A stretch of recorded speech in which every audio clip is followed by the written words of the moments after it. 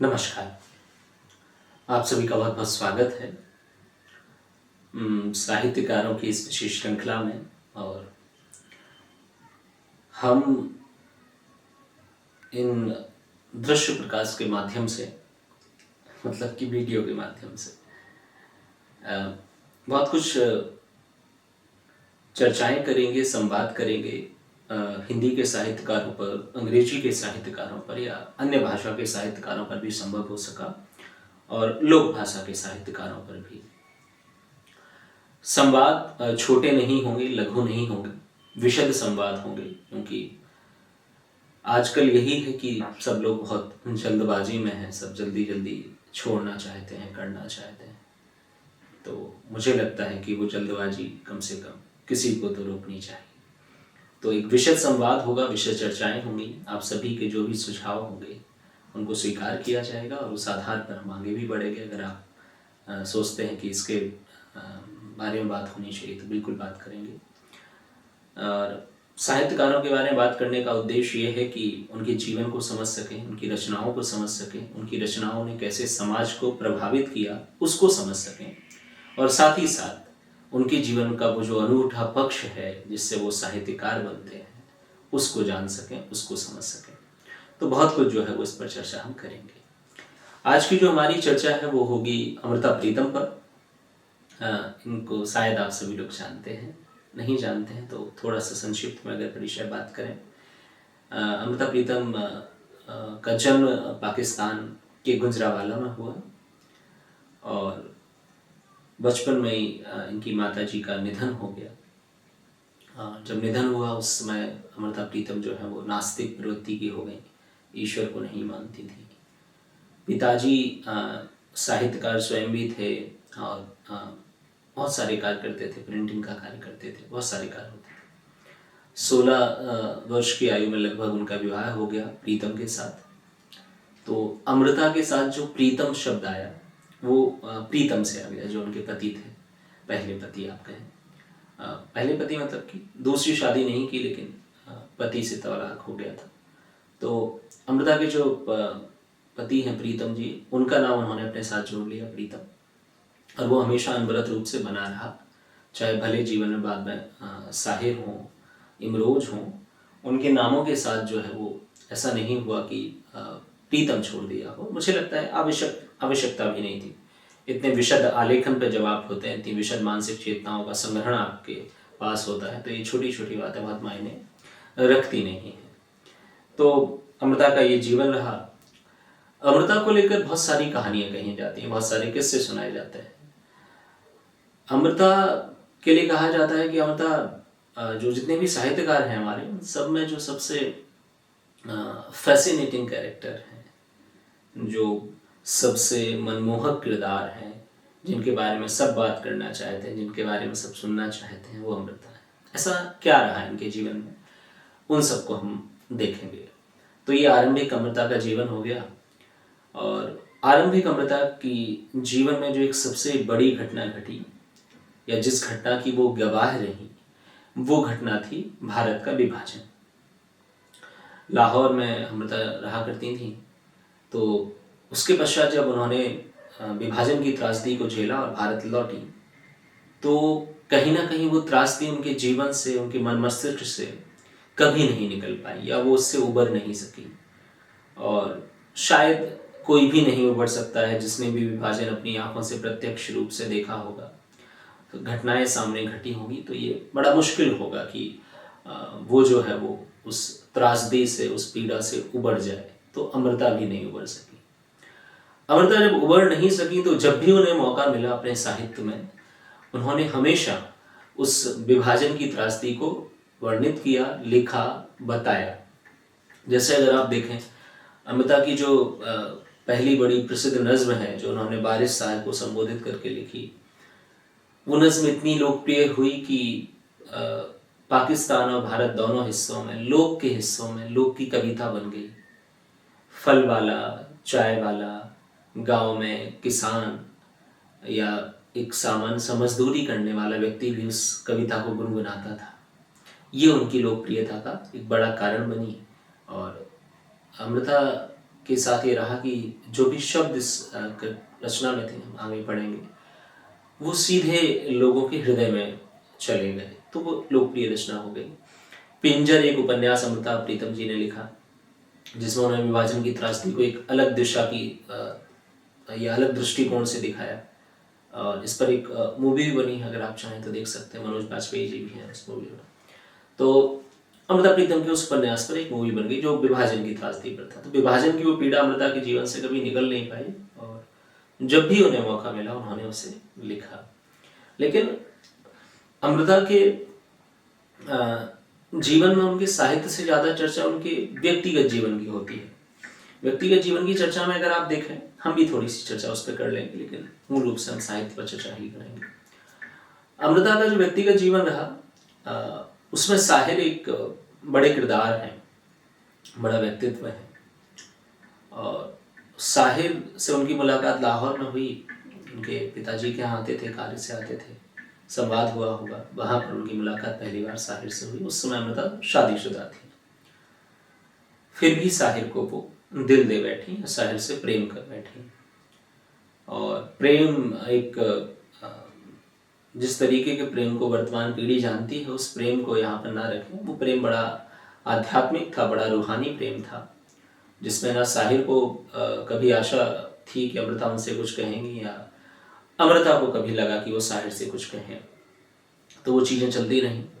इसी संदर्भ में एक बड़ा खूबसूरत प्रसंग आता है कि साहिर जब अमृता के घर आते थे तो बैठ जाते थे, और बैठ जाते थे तो सिगरेट पीते थे साहिर, तो सिगरेट सुलगा लेते थे, और एक सिगरेट पीने के बाद उस सिगरेट की बट को छोड़ देते थे, दूसरी सिगरेट पीने लगते थे, लगातार सिगरेट पीते रहते थे और सिगरेट पीकर चले जाते थे।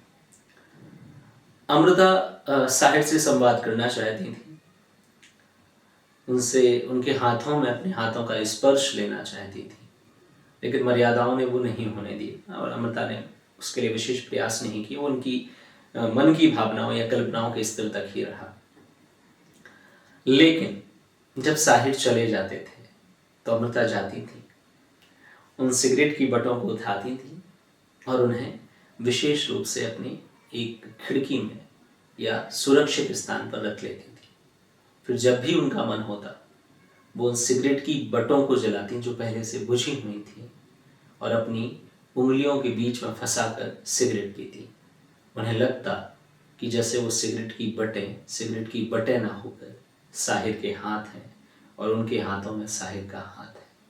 तो कल्पना के इस लोक पर जाकर अमृता ने उन सिगरेट को जो है वो अपना सहारा बनाया, और सिगरेट का सहारा बनने के साथ साथ अमृता को यहाँ पर सिगरेट पीने की आदत भी पड़ गई। लेकिन साहिर से अमृता कभी कह नहीं पाई कि मुझे प्रेम है आपसे, आपके साथ रहना है, आपसे विवाह करना है, ऐसा कुछ नहीं कहा। जो भी कारण रहे हो, अमृता कह नहीं पाई।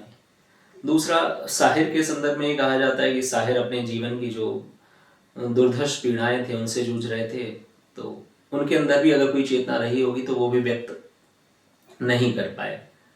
लेकिन साहिर का जो भी लेखन है, साहिर के जो भी गीत हैं, उनमें बहुत सारे ऐसे प्रसंग हैं या बहुत सारे ऐसे गीत हैं जिनमें हमें यह अनुभूति होती है कि शायद वो अमृता के लिए है। जैसे जब साहिर लिखते हैं कि कभी कभी मेरे दिल में ख्याल आता है कि जैसे तुझको बनाया गया है मेरे लिए, तो ये शायद संबोधन अमृता के लिए है। या जब साहिर लिखते हैं कि चलो एक बार फिर से अजनबी बन जाएं हम दोनों, तो वो जो अजनबी होने की शौक है, वो अजनबी होने की जो खूबसूरती है, साहिर उसे अमृता के साथ फिर से लौटाना चाहते हैं, ताकि मन में कोई जो है वो गुबार ना रहे, मन में या हृदय में कोई जो है वो मरघुमड़ ना रहे, साहिर वो करना चाहते हैं। तो ऐसा बहुत कुछ हुआ, और इसके पश्चात अमृता की मुलाकात इमरोज से हुई। इमरोज पहली मुलाकात में ही अमृता को अपना दिल दे बैठे।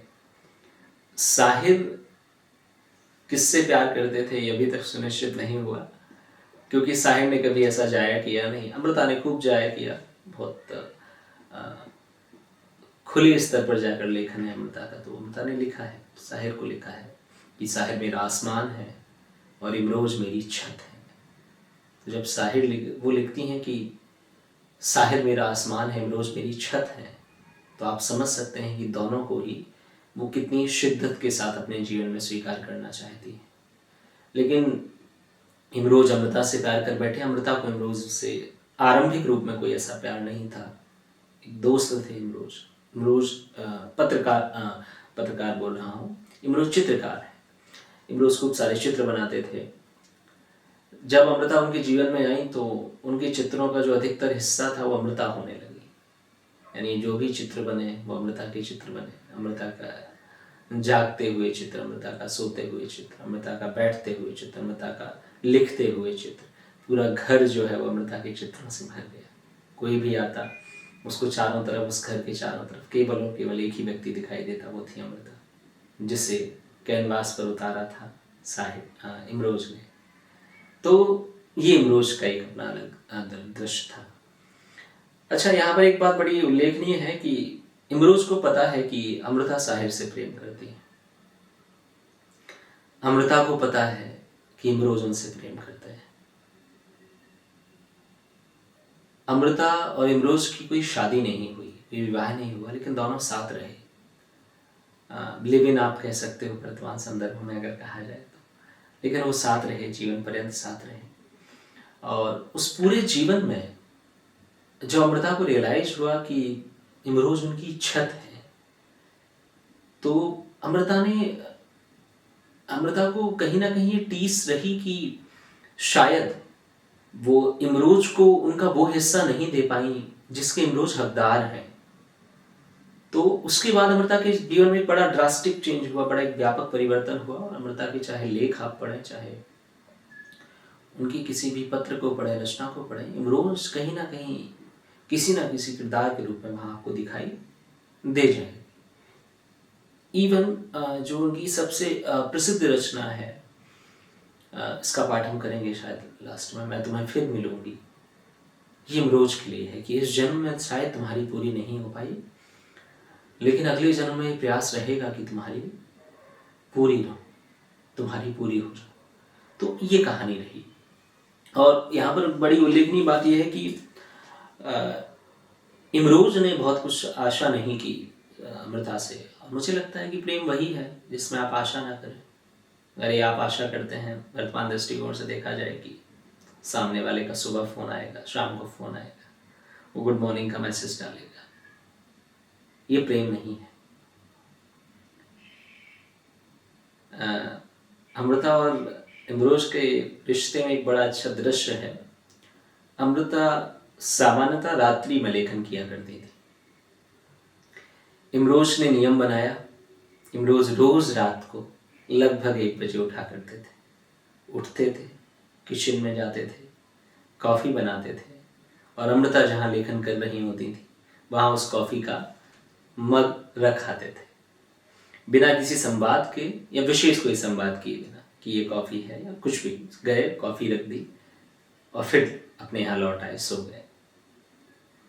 ये दशकों तक किया इमरोज ने, दशकों तक एक ही घटना को, अगर वो उस समय वहां पर अमृता के साथ है। अब ये जो अनवरतता है, ये जो शाश्वतता है, यही अमृता और इमरोज के प्रेम की नींव है।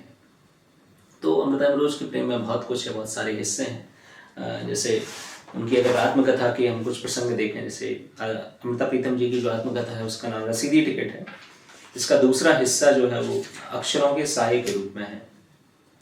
ये सारी चीजें, तो अगर आप मुझसे पूछें कि अमृता के जीवन में इमरोज क्या है, तो अमृता के जीवन में इमरोज वो हिस्सा है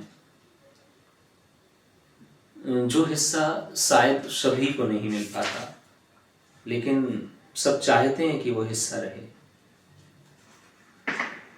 तो वो हिस्सा है। अमृता अपनी रसीदी टिकट में एक कविता लिखती हैं कि तुम ऊंचे आसमान से उतरी हो या गहरे पाताल से निकली हो, तुम्हारी दृष्टि निरी शराब, दैत्यमय भी देवमय भी, तुम्हारी आंखों में सांझ भी भोर भी, तुम्हारी सुगंध जैसे सांझ की आंधी, तुम्हारे होंठ दारू का एक घूंट, तुम्हारा मुख एक जाम। तुम किसी खोह खंदक में से उभरी हो या तारों से उतरी हो, तुम एक हाथ से खुशी बीजती हो, दूसरे से तबाही। तुम्हारे गहनों की छटा कितनी भयानक, तुम्हारा आलिंगन जैसे कोई कब्र में उतरता जाए। तो अमृता की ये रचना रही रसीदी टिकट, जिसमें उन्होंने बहुत सारी चीज़ें लिखी, बहुत कुछ प्रसंग लिखे। इसी रसीदी टिकट में कुछ पिक्चर या चित्र भी शामिल हैं जो बड़े अद्भुत चित्र हैं, बड़े विशिष्ट चित्र हैं, जिन्हें शायद अमृता अपने जीवन में कभी देखती होंगी तो हमें लगता है कि उनका जीवन इन्हीं दो चित्रों के सहारे सिमट जाता होगा, या इन्हीं दो चित्रों से वो संपूर्ण हो जाती हों। जिसमें से एक चित्र है ये, जिसमें अमृता जो है वो साहिर के साथ है। एक तरफ अमृता है, लेकिन ये वाला जो पिक्चर है इसमें साहिर के साथ अमृता है, टहल रही है। अगर आप देख पाए तो अमृता की चेहरे को देखें, उनकी मुस्कान को देखें। दूसरा चित्र जो है वो अमृता का, वो इमरोज के साथ है। ये अमृता इमरोज के साथ है। मुझे नहीं पता ये चित्र कहाँ का है, लेकिन जहाँ तक मेरा अनुमान है शायद ये त्र्यंबकेश्वर शिवलिंग का एक चित्र है, उसकी दीवारों के बाहर का एक चित्र है। ये दो कुछ चीज़ें हैं जो अमृता के बारे में हम सभी जानते हैं। लेकिन अगर हम अमृता की साहित्यिक संदर्भों को देखें तो अमृता ने लगभग 100 रचनाएं लिखी, उपन्यास लिखे, कविताएं लिखी, कहानियां लिखी। नागमणि पब्लिकेशन उन्होंने निकाला, जिसमें वो खूब कहानियां लिखती थी, उपन्यास के अंश को लिखा करती थी। तो उन समस्त साहित्यिक संदर्भों में अमृता के बहुत सारे पक्ष जो हैं वो आपको अलग अलग स्वरूप में दिखाई देते हैं। जैसे अगर हम अमृता का कविता पक्ष देखें तो कविता पक्ष में अमृता की बहुत सारी कविताएं हैं। उन कविताओं में अमृता के साथ ये एक अच्छी चीज रही कि अमृता ने कला पक्ष पर बहुत ज्यादा ध्यान नहीं दिया। अमृता का पूरा जीवन जो है वो भाव से भरा हुआ था, तो लेखन भी भाव के साथ ही रहा, भाव के साथ जिया, भाव के साथ रही। शब्द भी जो निकले या शब्दों का जो चयन भी रहा वो भावों के साथ रहा। कहीं पर भी कोई गुनावट नहीं है, कहीं पर भी कोई अतिरिक्त आकर्षण नहीं है कि किसी और को छांटा जाएगा, किसी और को लिया जाएगा। जैसे अमृता की एक बड़ी सुंदर रचना है जाड़ा, कविता है। मेरी जान ठिठुर रही है, होंठ नीले पड़ गए हैं, आत्मा के पैर की तरफ से कपकपी छूट रही है। इस उम्र के आसमान पर वर्षों के बादल गरज रहे हैं, कानून जैसे बर्फ के गोले मेरे आंगन में गिर रहे हैं। कीचड़ भरी गलियां पार करके जो तुम कहीं आ जाओ, मैं तुम्हारे पैर धो दूं। तुम्हारा सूरज का साबुत कंबल का किनारा उठाकर मैं हाथ पांव सेक लूं। एक कटोरा धूप का मैं एक सांस में पी लूं, और एक टुकड़ा धूप का मैं अपनी कोख में रख लूं। और इस तरह शायद जन्म जन्म का जाड़ा बीत जाए। यानी वो जो जन्म जन्म की ठंडक है वो अमृता चाहती हैं कि वो बीत जाए, उस धूप को सेक लें।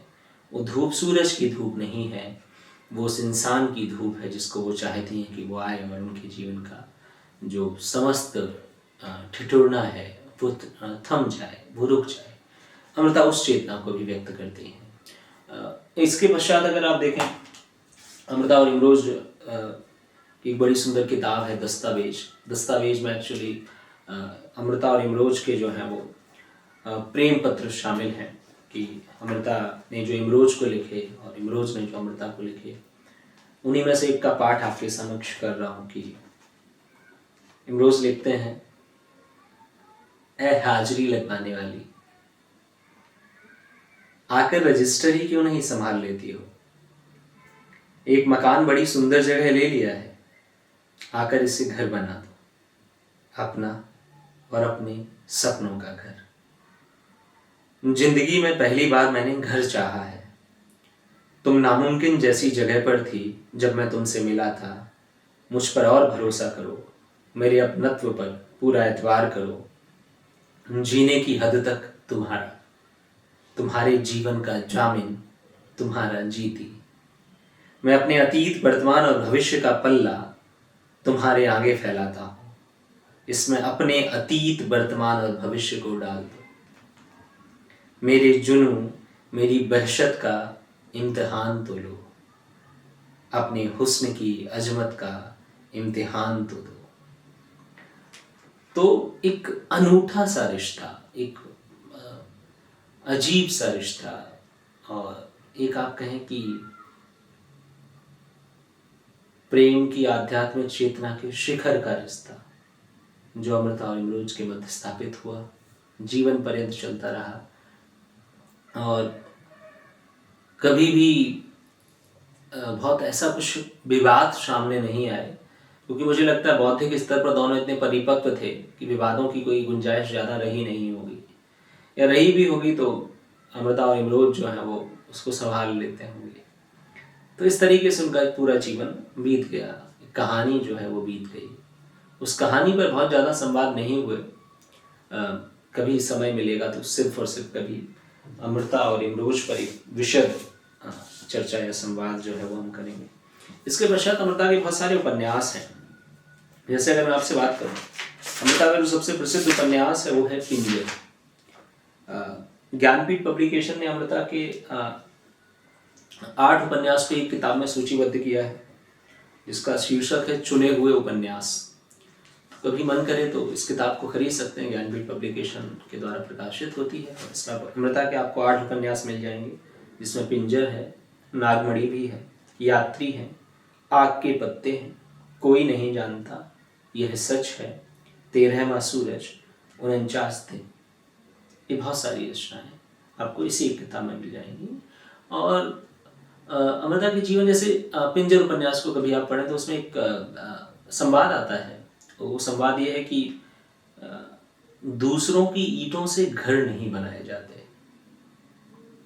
यानी कि जब आप अपने जीवन का कोई सबसे महत्वपूर्ण कार्य कर रहे हो, या ऐसा कोई कार्य कर रहे हो जो आपके जीवन के अंत समय तक या एक लंबे समय तक आपके साथ रहने वाला है, तो उसे दूसरों की आशाओं पर नहीं बनाया जाता है, दूसरों की उम्मीदों पर नहीं बनाया जाता है। ये अमृता कहती है, ठीक है। या आप किसी भी उपन्यास को देखें, किसी भी उपन्यास को पढ़ें, हर एक उपन्यास की अपनी एक अलग कहानी है, हर एक उपन्यास की अपनी एक अलग त्रासदी है, जिसमें अमृता ने स्वयं को अभिव्यक्त किया, चाहे वो किसी भी कैरेक्टर के रूप में हो। जैसे यात्री उपन्यास में आप देखें तो वो यात्री उपन्यास भले एक साधारण सा उपन्यास है, सामान्य सा उपन्यास हमें लगता हो, लेकिन यात्री उपन्यास मूल रूप से अमृता के जीवन की यात्रा का एक वर्णन है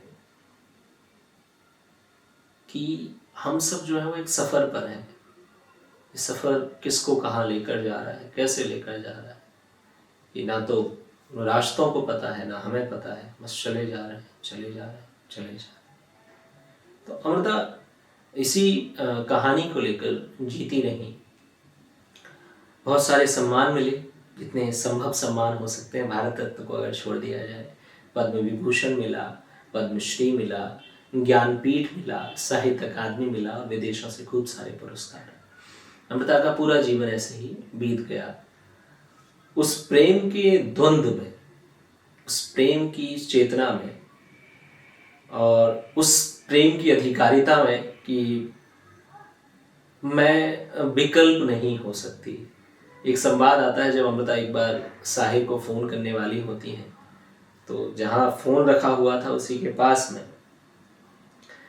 एक अखबार था या मैगज़ीन थी। उस मैगज़ीन पे लिखा था कि साहिर की ज़िंदगी में एक नई प्रेमिका आ गई है।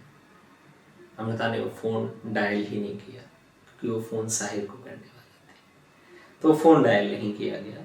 तो प्रेम की अपनी अलग विशदता है, प्रेम का अपना एक व्यापक आख्यान है, लेकिन उस प्रेम के साथ एक जो स्व का अस्तित्व है, उसको जिस तरीके से अमृता ने संतुलित किया, मुझे नहीं लगता है कि भारतीय साहित्यकारों में वो संतुलन इतना आदर्श रूप में कहीं और अभिव्यक्त हुआ है, क्योंकि संतुलन वो बिगड़ा है। टूटा है। चाहे आप राजेंद्र यादव को देखें, चाहे आप मोहन राकेश को देखें, वो संतुलन नहीं स्थापित हो सका। अज्ञेय को आप देख लें, लेकिन अमृता ने उस संतुलन को स्थापित किया कि एक स्वा होता है, और वो अगर स्वा है तो उस स्वा के साथ पूरी जिंदगी काटी जा सकती है, लेकिन जिस दिन वो स्वत पे चला गया, ये जिंदगी चली जाएगी। तो अमृता जीती रही उसी जिंदगी के साथ, उसी तबीयत के साथ, उसी विद्रोहिता के साथ, उसी लड़ाई के साथ, उसी लड़ाका भावना के साथ कि दुनिया में कोई भी आ जाए मैं लड़ लूंगी, मुझे लड़ना आता है। तो जिस त्रासदी से अमृता निकल कर आती हैं, वो त्रासदी की के साथ जो उनके संघर्ष की क्षमता विकसित हुई, अमृता ने उसे पूरे जीवन पर्यंत जिया और बेहतरीन तरीके से जिया, एक महान तरीके से जिया। और मुझे लगता है कि ऐसे बहुत कम जीवन ऐसे रहे होंगे जिनमें आपको इतनी विशुद्धता मिले, इतना आख्यान मिले। यही कारण है कि अमृता कह उठती हैं, अमृता कह डालती हैं कि अंबर की एक पाक सुराही और बादल का जाम उठाकर घूंट चांदनी पी है हमने, बात कुफ्र की है हमने। कुफ्र यानी कि विद्रोहिता की बात की है, समाज के जो फिक्स ढांचे थे उनमें मैं फिट नहीं बैठती, मैं कुफ्र की बात करती हूँ। है अमृता का जीवन एक कुफ्र है, अमृता का जीवन एक विरोधी भावना का है। अमृता मूल रूप से उस पंजाब की उस जल से भरी हुई उस उपजाऊ भूमि का वो टुकड़ा है जिसके अंदर की उर्वरता में इतना कुछ शामिल है कि उस पर कुछ भी बो दिया जाए वो खिल उठेगा, वो जी उठेगा, वो जीवंत हो उठेगा। तो अमृता वहां उस महान चेतना से आती हैं।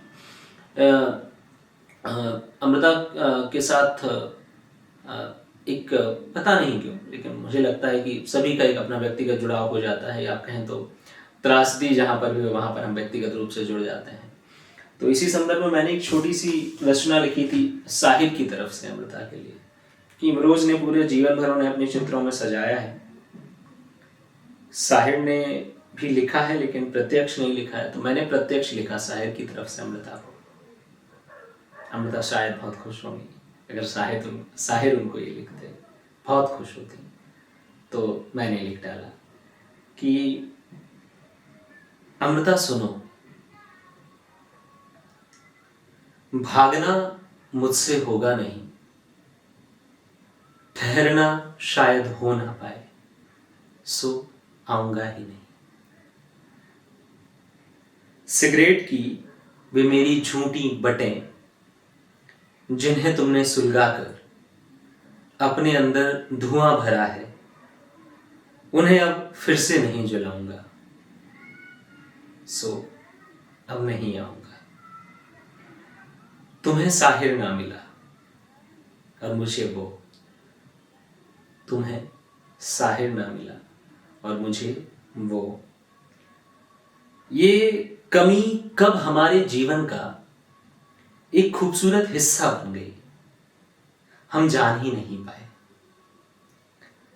इस अधूरेपन को साथ लिए इस दुनिया को छोड़ जाऊंगा। मैं अब नहीं आऊंगा, मैं अब नहीं आऊंगा। और शायद साहिब नहीं आए। और इस देश में, इस दुनिया में बहुत सारी अमृता हैं जो साहिर का इंतजार कर रही हैं, बहुत सारी अमरोज हैं जो अमृता का इंतजार कर रहे हैं। तो उन सभी को आज का ये संवाद समर्पित करता हूँ। मुझे नहीं पता कितना अच्छा हुआ कितना बुरा हुआ, लेकिन कोशिश रहेगी कि आपसे इसी प्रकार के अलग अलग संवाद जो है वो कर सकें। बहुत बहुत धन्यवाद आप सभी का। अपनी प्रतिक्रिया जरूर दीजिएगा। धन्यवाद।